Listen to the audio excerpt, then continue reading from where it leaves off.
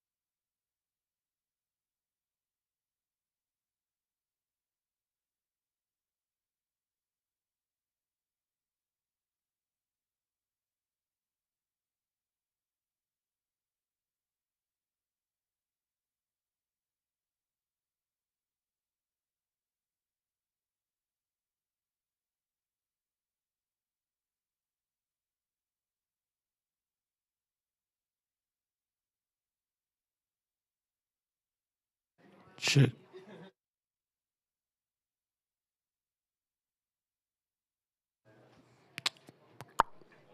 Hear me?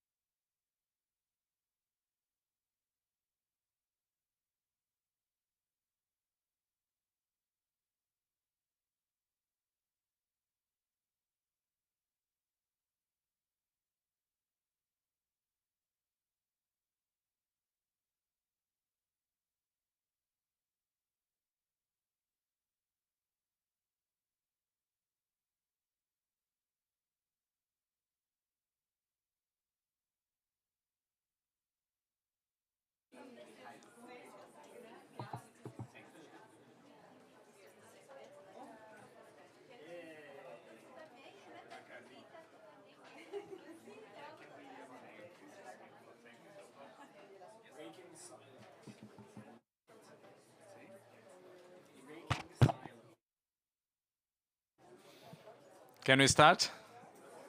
Okay. Hello, everyone. Good morning. My name is Mauricio Voivodic, and I'm the CEO of WWF Brazil. Thank you very much, everyone, for joining. Welcome to this session. I'll be doing some opening remarks. And we are here to talk about the urgent need for integration of the responses that we all must present and deliver on the two most important planetarian crises, right? So loss of biodiversity and climate change. Can I have the presentation, please? And we are calling this at WWF as breaking silos. So this is a report that was just launched. There are some cards here that you can have the QR code for accessing the report. And breaking the silos is exactly what we are going to talk about here, how to promote the synergies between the NDCs and between the NBSAPs. So I'll just present some of the findings of the report, and then I'll call for the panel for a conversation. Next slide, please. Oh, I'm sorry. So we all know the two major planetarian crises, loss of biodiversity, climate change. It's, of course, obvious as well that they are completely interlinked, and there's no one or the other that are not separated in any means. But the thing is that we are dealing through different global processes, the UNFCCC and the CBD. And then I think it looks also clear that if we keep in this path of dealing with those two issues separately, without clearly building bridges and synergies and alignment between both of them, we have a high risk to failure. So what we are proposing is how to create processes, procedures, recommendations for policy level, for national implementation level, in order to create this alignment and then optimize both pathways and the solutions that will arise from them. So there are many ways of doing this. The report goes into details of different processes. In UNFCCC, we have seen already in the last 2 or 3 COPs the mention to nature and nature-based solutions, as well as at CBD, the recognition of climate change as a major driver also for biodiversity loss. So how can we work all together in this pathway that connects both, finding alignment between NDCs and NBSAPs to achieve these major objectives. So here we can see 6 potential areas, and that's what is in the report, for synergies in developing and implementing and monitoring NDCs and NBSAPs. Of course, we've been talking a lot in this COP, stocktaking for climate. There is a similar process on biodiversity. So how we start talking about biodiversity in the stocktaking here and talking about climate change in the biodiversity review. Search for potential catalysts for synergies, and then going to the national plans, defining targets and measures, creating national policies, planning and development that connect both as well. The monitoring, the national level also should look at both processes together, and then all the implementation and monitoring plans by doing together would promote a lot of synergies and optimize, and that's the reason, optimize the positive outcomes. So we can look in 3 different layers on how those synergies can be fostered. As I just said, in the convention bodies, the GBF, the Global Biodiversity Framework, has this global review that is expected for 2026 and will happen, I think, every 4 or 5 years, and how to bring also the stock taking that is happening here and will be happening in climate COPs together and to building bridge on the two topics. The subsidiary bodies as well should also have approaches, methodologies that could promote the links between the two. For national policymakers, and that looks very promising and important to take into consideration, breaking silos within governments, and I'm from Brazil, as you know, and I see a lot of these in the government. You know, the ministries that are working in the biodiversity national plans, others are working on climate, and how can they work more together instead of doing parallel processes. So cross-sectoral national coordination body, multi-stakeholder partnerships, targets that are cross-referenced between both of them, integrate mitigation plans, adaptation, and then of course providing resources, recognition. So that's a lot in the national policy level that is important to take into consideration for this to happen. And then on non-state initiatives as well. So stop talking about climate separately from biodiversity, but instead start creating the bridges. So platforms like NDC Partnership, we are here, and we thank the NDC Partnership for hosting us here, but also creating bridges for NBSAPs accelerator partnerships, also how we, from outside, are promoting the two pathways should also be building bridges. Organizations like JEF, GCF, and others also improving collaboration and exchange between the two pathways. And funders, of course, a lot of funding is needed. And what's the point of having conversations, funding for climate and then funding for biodiversity? And sometimes these will all end up in the same kind of processes and actions in the country.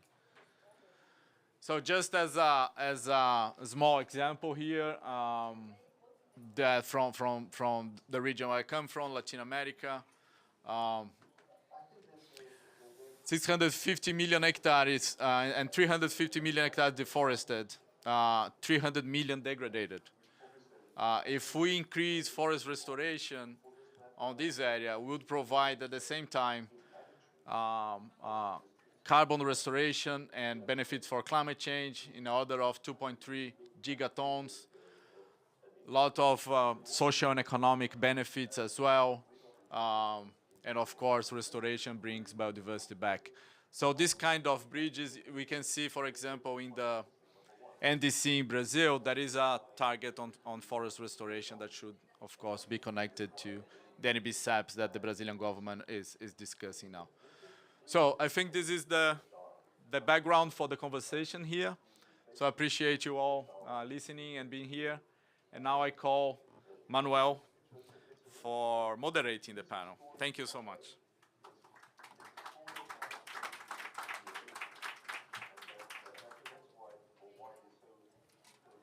Thank you, Mauricio. And I will give some remarks to frame the panel discussion, and then we'll invite the panelists to come into the front, into the stage. So this event, and thank you to the NDC Partnership for hosting us. And this event, it is about, as it is the title of the report that we are releasing today, it is to break silos and to promote synergies in between NDCs and NBSAPs. So it is so interesting what we saw yesterday in the Nature Day in this COP28.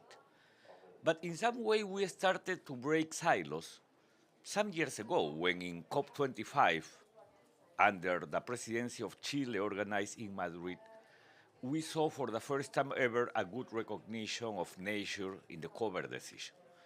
That fortunately it was also reflected in the COP26 in Glasgow.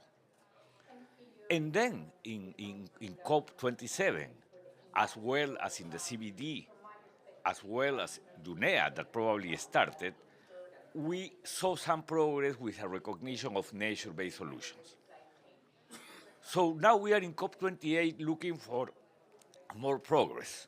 And at least until yesterday, we have seen in the draft text that nature it is becoming part of discussion of negotiators, and we expect to have in the final outcome of this COP a clear reference on the role that nature could play, not only in the global stocktake, but in the next cycle of the NDCs. Because the global stocktake, it is not just to define a balance on where we are. It is to give guidance to the next phase of the process. So if we get a weak GST, we will have weak NDCs. And with that, we won't be finally on track to address the crisis and to achieve our objective. So that is why it is so important to have a good global stocktake. And Mauricio has already introduced this report, and I encourage and animate you all to take this card and take the QR code and to multiply this report. Because this report, it is defining, as Mauricio mentioned, 6 entry points in which synergies are possible. He already referred to this ICTU, that it is about clarity and transparency, the national policy planning processes, the definition of targets and policies that can help us to allow or to make and fulfill those targets, the stocktake as a process, public and private initiative, and monitoring national plans. So those are some suggested avenues to promote those synergies. And let me finish this initial reflection by bringing to today or to date some reflections that I made yesterday in an event that it was called Turning the GST into Action on the Ground. So interesting because it was about on how, after the last day of this COP, after the gavel of the COP, what is our homework, what we must do in home to translate and to transmit its outcome into a strong reality in our countries. So yesterday I started by saying the first thing that we have to do it is to be more clear and more simple, no? And not to use too many acronyms, no? The alphabet soup, no? Because EST, NDCs, NBSAPs, and all of that, nobody will understand us. No? We do need to be more clear in explaining what it is about. But also, and moving beyond just that it is probably a way to identify what is the reality of the lack of understanding, I mentioned we have to push our countries to fulfill with current mandates, because not every country has already prepared long-term strategies, and that is not correct for the process. We have to push for long-term strategy. Not every country has prepared national adaptation plans. I don't remember exactly, but probably just 32, 34 countries around the world have prepared national adaptation plans, and we are 200. So still there are many, many pending things. But also we can bring non-party stakeholders into the table in some way to replicate what is happening in this COP with a whole set of non-party stakeholders working together and pushing the process forward. And with the idea of the high-level champions, we can do the same in our countries. With WWF, we are working in an initiative called Alliance for Climate Action, which main objective it is to do that domestically, even in the local government. Because that is a third, we have to bring cities into the equation, the subnational government, regions and cities. We have to work and convene some other ministries. This is not an issue just for the Ministry of the Environment.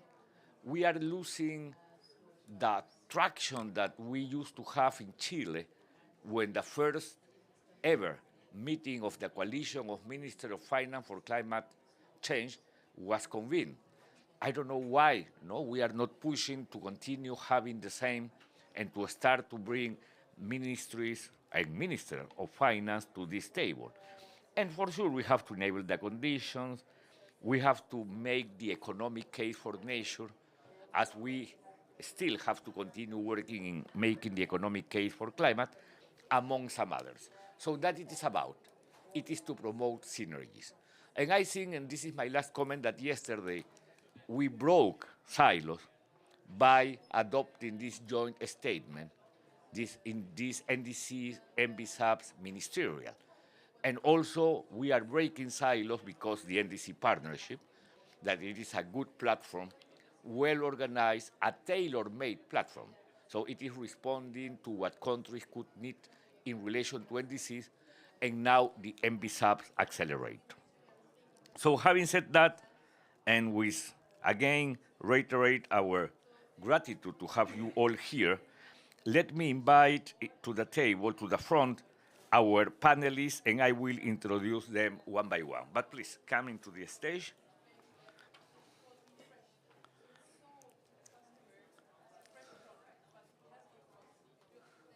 Okay, so let me first introduce Mariana Panuncio. Mariana is from the NDC partnership, and thank you again, Mariana, for hosting us. We have Hasib Bakhtari, senior consultant and report author, thank you, Hasib, from Climate Focus. We have Jason Spenceley, senior climate change specialist from the GEF. And finally, Claudia Ortiz, climate change strategist specialist from UNDP. So probably I can do it from here. I will moderate from here if you agree. Mariana, you are working with the NDC partnership, but on the other hand, we have the NBSAPs accelerator. Have you already started to collaborate? How the NDC partnership is helping to break silos? Thank you, Manuel. A big question that I will try to tackle in a brief way. It's welcome all to the NDC Partnership Pavilion, and we're really glad to be hosting this conversation. Part of breaking silos starts by having joint conversations, and we're glad to make this the home of part of them. So how we're breaking silos. So first, let me say very briefly what the NDC Partnership is, for those of you who are not familiar with it. So the NDC Partnership is a global coalition of more than 120 developing and developed countries, as well as close to 100 international institutions that are working together to drive ambitious climate action. And what makes the NDC Partnership quite unique is that we work with member countries to understand their needs, and we help them articulate those priorities, and then our role is to do matchmaking, basically to mobilize and leverage the expertise and the resources of partner institutions so that we can create a tailored package of support. And our partners have very diverse expertise. You have, for example, UNDP with broad expertise on development and environment considerations. We have WWF.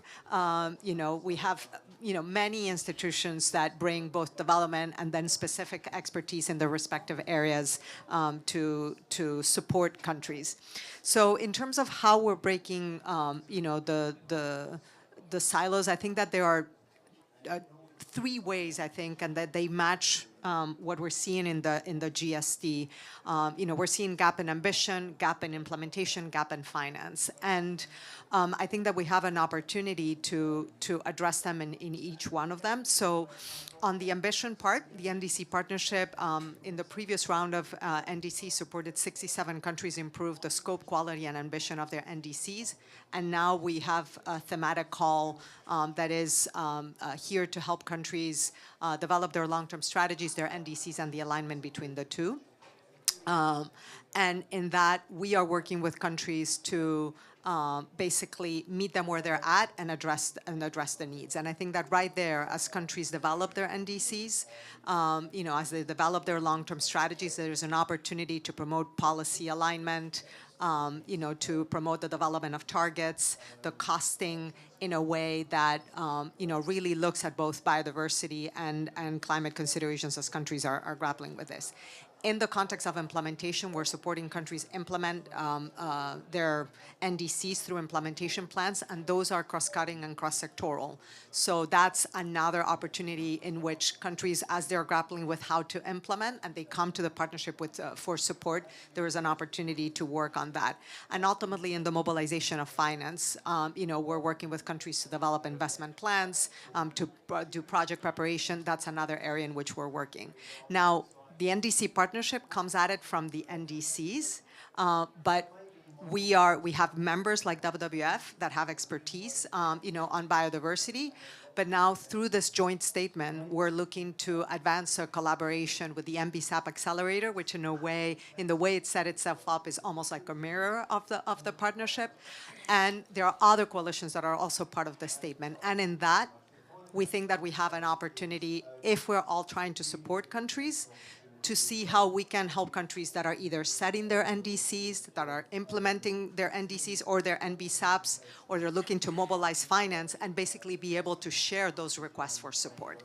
We can basically articulate what countries are asking of us, in our case, in the NDC partnership, the NBSAP accelerator, the other coalitions, and say, where are we seeing synergies in terms of what you are being asked for and we are being asked for, so that we can coordinate the assistance being provided. I think the statement provides that broader framing, but I think we have operationally now the work ahead to basically align our efforts to support countries in the best way possible. Yeah. And Mariana, which one, because you mentioned that the demand, the request, it is coming from different sectors, probably mostly from Ministries of the Environment, but also it is cross-sectorial, no? Which one has surprised you? Some sector asking to the NDC, help us with this. So what I would say is, yes, well, the NDC partnership has two primary focal points, and maybe I'll lean not maybe so much of what has surprised me, but where I see the opportunity. So the NDC partnership works with countries through two focal points. One focal point is with the Ministry of Environment, but the other focal point selected by the governments is either Ministry of Planning or Ministry of Finance. And why we have that is because we think that it is absolutely critical that we mainstream climate considerations into national development planning and national budgeting. And in that sense, I would say that we already are engaging countries, ministries of finance and ministries of planning in countries, and I think that now, as countries are looking to mobilize finance and as countries are coming out of the global stocktake and they're going to be preparing their NDCs, we see a tremendous opportunity to draw them further in. And in that, you mentioned the Coalition for Finance Ministers for Climate Action, and I wanted to share that the NDC partnership has launched a collaboration with the Coalition for Ministries of Finance to basically offer support to ministries of finance so that they can engage much more proactively in the process of NDC development and long-term strategy development. And I think that that's an opportunity as we look to find the synergies between these two agendas to make sure that the ministries of finance are looking at the economic implications of acting on both climate and nature in a synergistic way. So I think that we have an opportunity there to provide traction for the two agendas. Thank you, Mariana. And Claudia, the UNDP was extremely pioneer. When I think it was in 2017, you published a very good report on 7 ways, it was pathway to bring nature-based solutions into the NDCs. Fantastic report that I recommend you all to read it. So now we hope to have a good global stocktake that includes nature. And yesterday we saw this joint statement because of the ministerial. So what could be the role, the enhanced role of NDCs, of UNDP, to break silos based on what we can get here? Hello. All right. Thank you very much for the question. And I want to say it's really an honor to be part of this Breaking Silos event, this Breaking Silos conversation, representing UNDP. So thank you so much. At the outset, I want to say that when we when we get away from this sort of convention-driven processes, and I've had a lot of rich conversations actually here with some grassroots organizations and such, they don't see climate and biodiversity in isolation at all. Some people have asked me, like, how can you even talk about climate change without talking about nature and biodiversity? And I think, we know that there is already a very well-tested technology to really address most of the carbon emission reduction that we need, which is, through, as you said, nature-based solutions, but not only that, also ecosystem restoration approaches, ecosystem-based adaptation, because it has a double benefit, right? It has the mitigation benefit, the adaptation benefit, not to mention also social in terms of, communities, livelihoods, even health. So in the case of UNDP, for example, we have about a $2 billion portfolio on climate projects and programs, the vast majority of which, particularly on adaptation, is implemented through ecosystem-based approaches. On mitigation, the vast majority through nature-based solutions addressing the forest sector. And in all of these cases, what we look into is to have, again, the triple benefit: mitigation, adaptation, and social, taking into account safeguards as well. Thank you. Thank you so much. Taking into account safeguards and environment and social. And this is not a coincidence. I mean, part of the reason is when you design a project on the ground with the communities, with the local decision makers, the local stakeholders, that's what they want to see. Again, they don't see the silos that the conventions sometimes see. Also in UNDP, we have a mandate of eradicating poverty, sustainable development, leaving no one behind. So again, the whole livelihoods and social protection and action really comes into play. So we will continue to do that. We also have, as Mariana mentioned, we work very closely with the NDC partnership under a flagship initiative called the Climate Promise that really looks into building higher ambition into the NDCs. And also we have a very large program on nature and also supported by a JEF-funded program on early action of NBSAPs, and now the NBSAP Acceleration Partnership that is jointly carried forward by UNDP, UNEP, CBD, Government of Colombia, and ICI. So with what we're trying to do and making sure that we do is really to articulate all of these efforts, because there are synergies not only at the institutional level, but also in terms of capacity building, in terms of what really can catalyze action on the ground. And, for example, we see between the first generation of NDCs and the second one, there's actually much more inclusion of adaptation, of forests. I think 90% of the new generation of NDCs includes forest-based approaches. 76% or so includes actions on oceans. So what we really want to make sure is that the next generation of NDCs takes all of this more into account.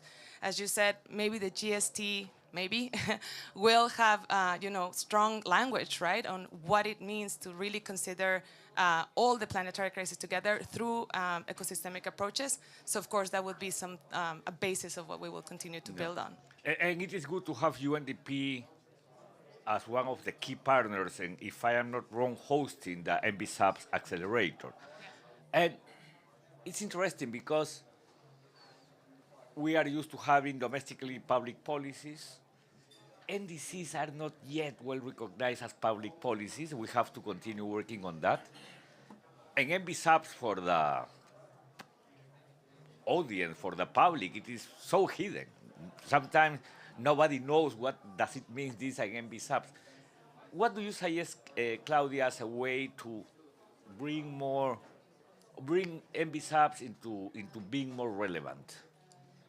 Right. So, well, as mentioned, the accelerator partnership for NBSAPs is also going to act in a way as a neutral broker to really try to bring in the tools, the capacity building, and the finance that is needed for countries to align the NBSAPs with the Global Biodiversity Framework. And on that, in terms of what can be done, as I think was mentioned in the first presentation, there are in most of the countries already interministerial bodies, intersectoral bodies for decision-making and policy-making that are the ones in charge of the NDC revision process. So I think ideally, the biodiversity and nature sort of policymakers and directors can be part of this interministerial bodies to really bring in and integrate and making sure that biodiversity targets and the nature agenda is embedded also across the different sectors that are already working on the NDCs that, as you said, are a little bit closer to becoming public policy. And another aspect that I've heard here that I think is really interesting, just to mention it too, carbon markets present actually a really good opportunity. I was in a panel where, for example, Panama and Ecuador mentioned that in their own frameworks, what they want to see from any carbon project is to make sure that they also have adaptation benefits and biodiversity safeguards integrated into that. Of course, those are biodiversity-rich countries, so it's really interesting. But again, the idea is to make sure that all of these frameworks that are happening at the country level can really create synergies, and biodiversity could be embedded into those. So. Thank you, Claudia. Now to you, Jason. GEF was created in 1992, no, in Rio. And many, many years after that, the Green Climate Fund. I don't remember when the Adaptation Fund. And now we have the loss and damage funding mechanism. Do you think that is a good way to break silos? And also, based on your experience with the GEF, how are you breaking those silos? Because your main focus, because of the mandate of Rio 92, it was for sure look into biodiversity and some other topics, not necessarily on climate. So how are you breaking silos?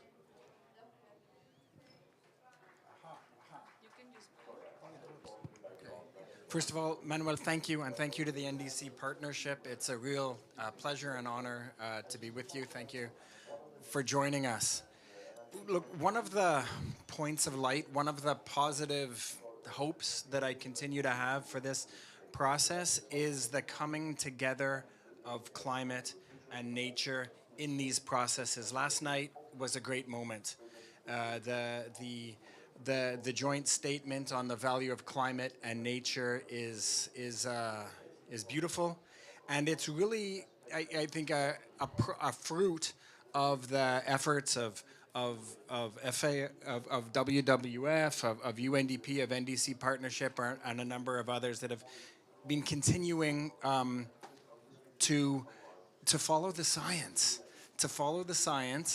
that nature and climate are inseparable, and also that private investment doesn't recognize these human constructs of conventions.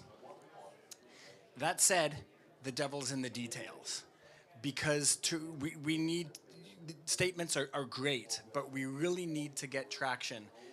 This publication is a useful step in that direction, because we need to break down how we can achieve the synergies. So NAPs, National Adaptation Plans and Planning Processes, and NBSAPs, National Biodiversity Strategies and Plans, are great moments of publications when they're produced.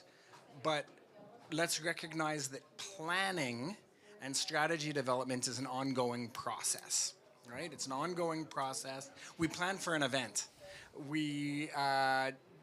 And that's a moment.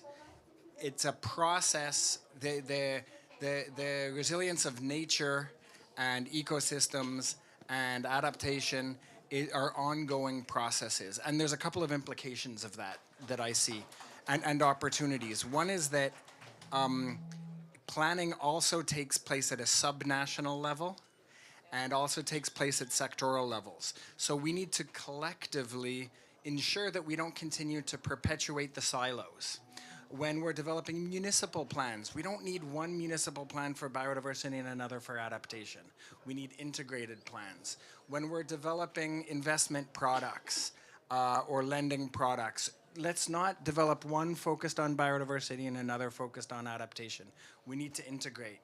Another implication of this is our indicators frameworks. We're seeing 1,000 flowers blooming on indicators frameworks, metrics for adaptation and resilience, and metrics for biodiversity. We need to integrate these, because this is the devil in the details, and it drives us to the sort of recommendations in this document of catalyzing finance at scale and developing the metrics and the monitoring systems.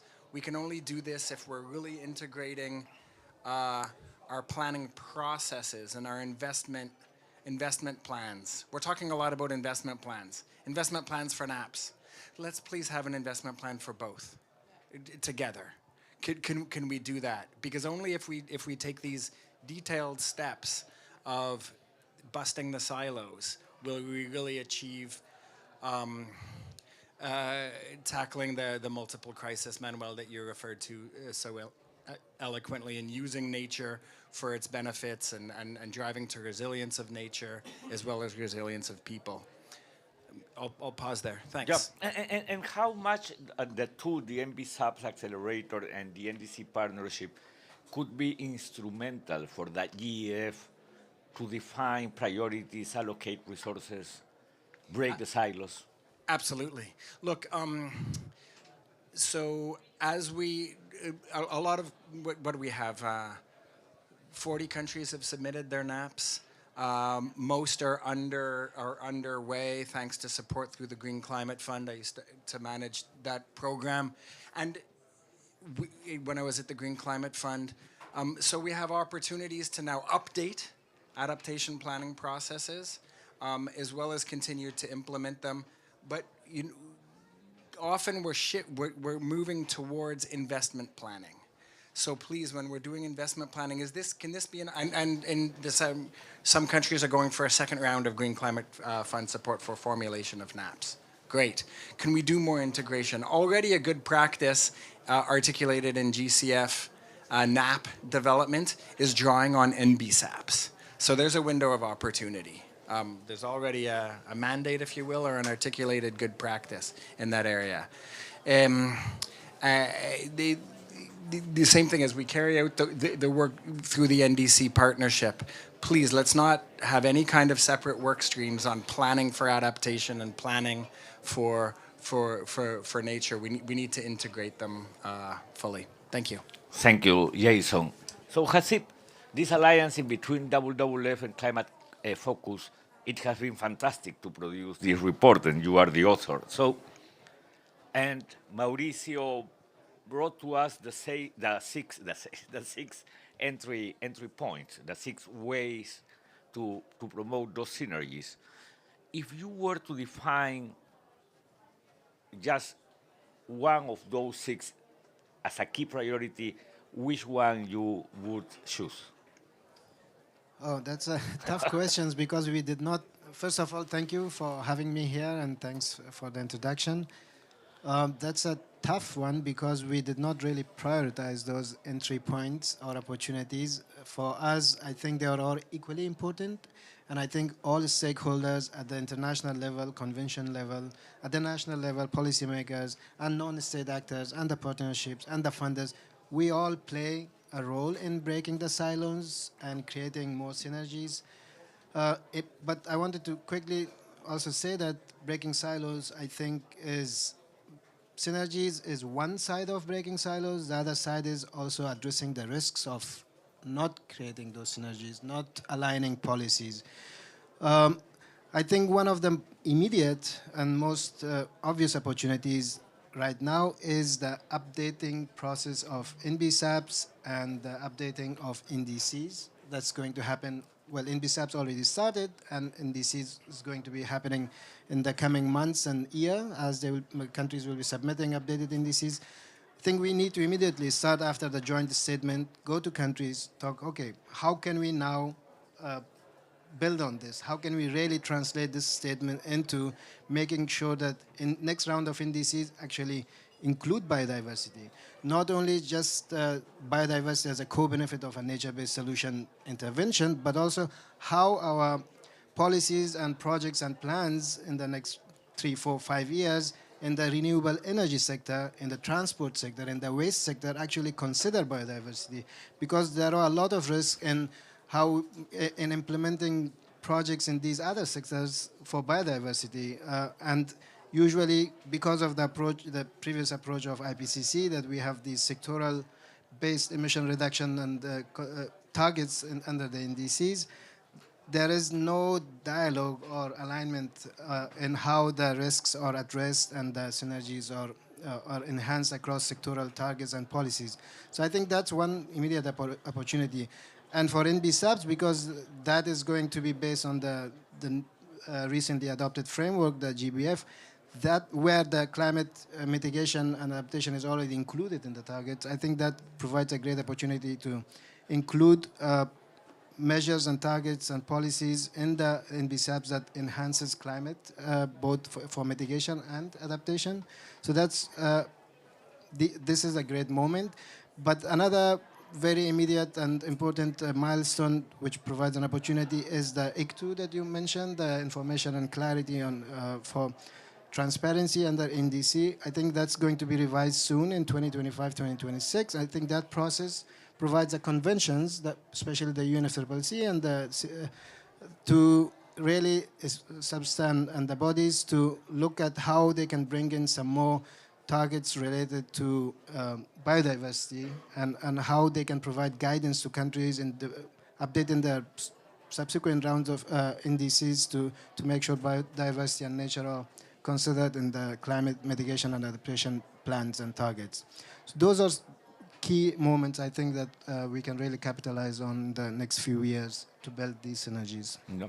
And you mentioned the word risks. So what is, in your point of view, the main risk of not working on those synergies? Well, if we don't work on synergies, then we will be continuing the usual practice, which is working in silos. And if we continue to work in silos, then we undermine achieving the climate goals of the Paris Agreement. We undermine achieving the CBD and the GBF goals of biodiversity and the targets of biodiversity.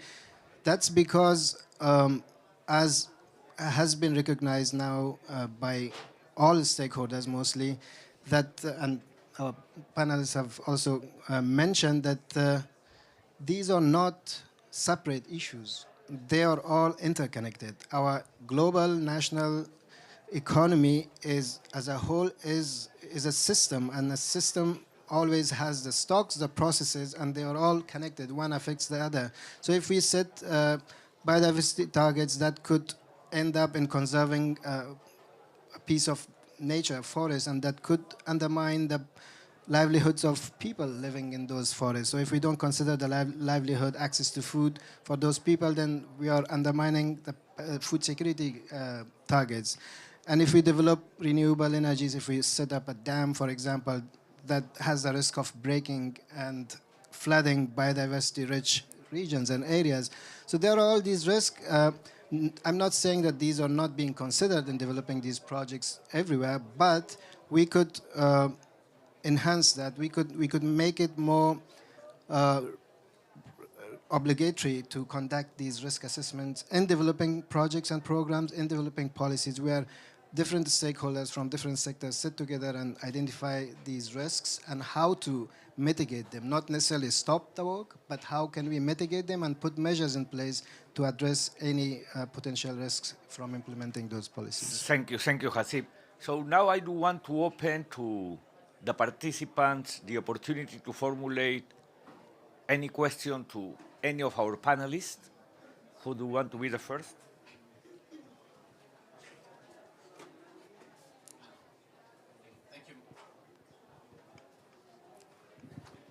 Thank you, Manuel. Wonderful panel. Great to hear and to be with NDC nerds. Many of us spend a lot of time looking at these documents in recent months and years. Two quick questions. One, given what you said, what would you respond to people who say, and often that's at least what I hear from people in country, that we global people, we focus too much on these instruments that are not originating from countries. Is there a risk that we put a lot of effort in the conceptual beauty of integrating, bringing together these documents at global level, NBSAPs and NDCs, when we know, for example, from the NDC analysis, that the problem is that we don't find the links with the national documents, the budgets, the national development frameworks, and that maybe that we are at a risk of looking too much at the international side of this, when maybe we should more look at that each of these documents which come from separate conventions, which is no country's fault, that each of them is fed into the relevant. So maybe we can do both, but I think we all know that there is a limit of attention to this, and whether maybe it's not possible to do this both. Maybe I stick with one question that's fair to give other people more space. Okay, some other question before moving back to the panelists? It is the time to do it. We are close to close the COP. Some other? Shirley? Hi, everybody. Shirley Matheson, Global NDC Enhancement Coordinator for WWF. I wondered if we could hear a little bit more from some on the panel to hear, as we have this new NBSAP accelerator, do we see that the engagement with governments is going to sort of mirror or be quite similar to the NDC partnership, or if it's going to be different because we're dealing with like a different issues, and how that may affect sort of some of the challenges in creating these silos and working together on this? Thanks. Thank you, Shirley. So, who do want to take the first question? There is a third. Thank you. First of all, thank you everyone for this panel, and thank you. My name is Varun Kashyap. I come from India. We work with honeybees. So I was reading about NDC. Honestly, I was not aware about it. India, unfortunately, is not a member yet.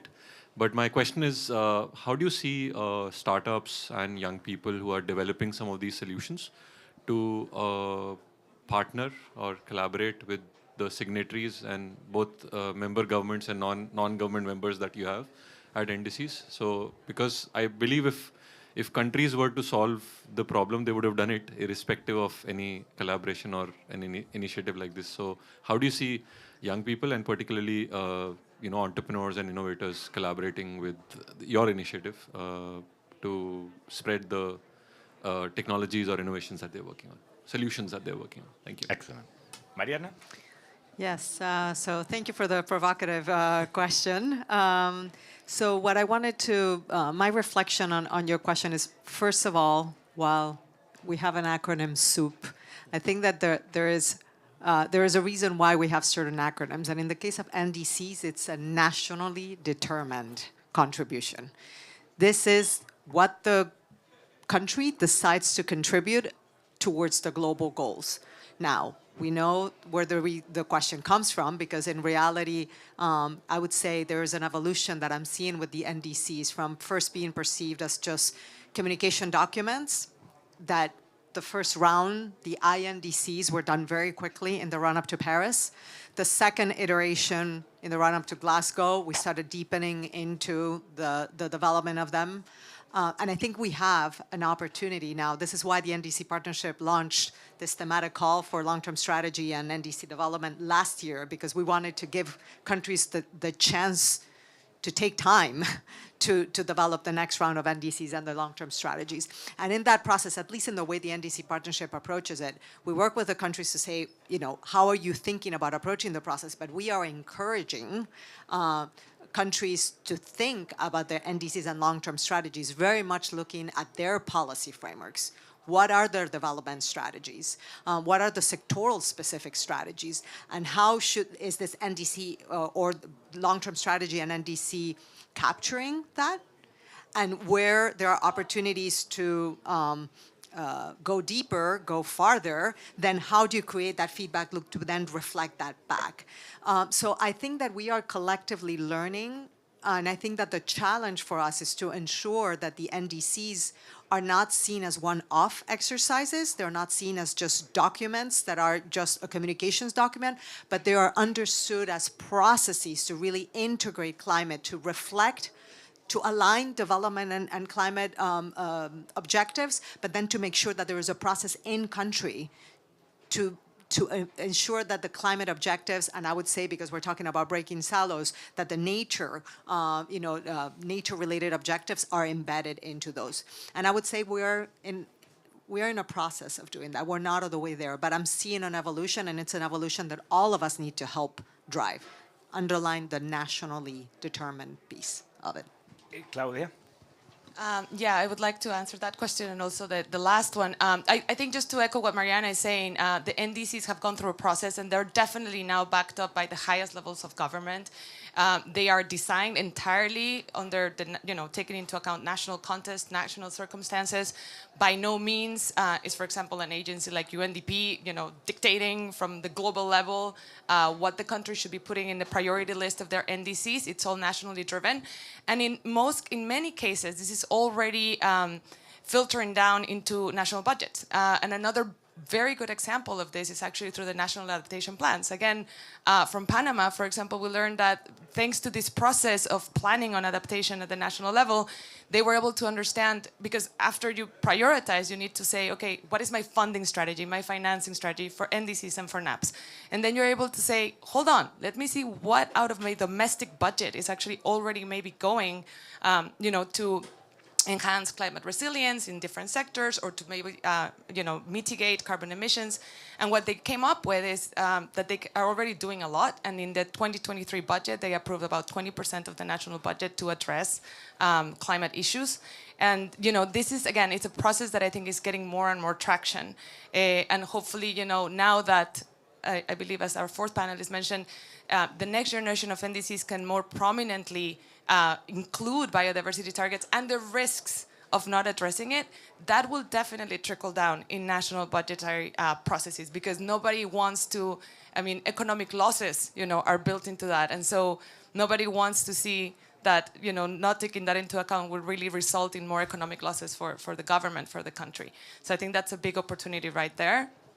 In terms of including, for example, ideas of young people, I would just say the second generation of NDCs was much more inclusive in terms of including, and I've heard from a lot of countries, for example, in Tunisia, youth is actually very much invested into the articulation of the NDC priorities. And when we see that, we actually see more ambitious NDCs, obviously, because they're looking into that. We also have some programs in UNDP that are accelerators, particularly for adaptation. One of them funded by Adaptation Fund that looks into springing up and leapfrogging some entrepreneurial ideas, not necessarily from youth, but entrepreneurs, right, that can have climate solutions that need that additional push. So that's something we're doing. Yeah. Thank you, Claudia. Jason or Hasib? Maybe I want to add something quickly to Cecile's question. Nice to see you. In addition to what the panel Claudia also said, emphasizing on nationally determined nature of NDCs. But in addition to that, I think the developing process of NDCs, if inclusive, then all the realities on the ground in the context where the climate targets are supposed to be set and implemented, if that process is inclusive, then all those realities will be captured in those policy measures. At least that is the hope. And if the process and the governance of NDC, both developing and implementation, is transparent, inclusive, and all stakeholders contribute to that, then all issues, all concerns, all priorities from different stakeholders will be captured. And there are good examples of how that's being done. Kenya is, I think, a really good example of how NDCs are developed in a very inclusive process, bottom-up, not necessarily top-down. Similar to Kenya, Colombia's NDC is very inclusive as well. Indigenous peoples, local communities are consulted in how the NDCs should set targets that not only does not affect them negatively, but contribute to their well-being. So I think, yeah, that is important, but also I think there is a very important role for us as civil society and those that support governments and local communities and national and regional stakeholders in achieving or working to achieve these targets and measures, whether it's NBSAPs or NDCs, that we design projects that are inclusive. We design projects and programs and implement them, or financing strategies or investments from private sector, that they do not undermine these targets, and they are more equitable and inclusive, and address all those risks. So Jason, do you want to jump? I think it's a really important point, actually, the point of nationally led and grounded processes together. So that a NAP or an NBSAP doesn't become an end in itself. We need to remember it's a means to an end, and the end is sustainable development. the end is national development. And so we have to all be really conscious of how we're integrating into national budget planning in all its dimensions. You know, what about infrastructure planning? You know, it's all adding in. And the same thing when it's private investment planning. We need to, we're all adding into it. So yeah, we need to keep that forefront in our minds. Thank you, Jason. So yeah, this has been a fantastic discussion, and probably sometimes we are not reminding well that in climate we are in the decisive decade. No, so we don't have time. We are almost in the half of the decisive decade, and we are not on track. We are expecting to have the new cycle of the NDCs in 2025. I'm sure, Mariana, that the NDC partnership will play a key role and move all of this into Brazil COP30. Everybody is expecting to have Brazil not doing a great COP. Not as huge as this one, probably, but a good COP. But also, in the biodiversity, the Global Biodiversity Framework, we have agreed a 30 for 30. And one of those 30s, it is 2030. No? So again, we have to move soon our action because, look, friends, we cannot fail. We failed with the Aichi targets in some way. No, so we cannot repeat what we had in the past. And because also you are here, Claudia, and UNDP, it is like the agent of the SDGs. No, the time frame for the SDGs, it is 2030. So it is so important, yeah, to bring all of this together to see in the 2030 that finally we were able to achieve those objectives. And the only way to do it, it is by breaking silos. That is clear. And this fantastic panel has raised that importance. So again, remember breaking silos, enhancing synergies across NDCs and NBSAPs. It's now in libraries, called now. No, I'm just kidding. And please join me with a warm applause to this fantastic panel. Thank you very much.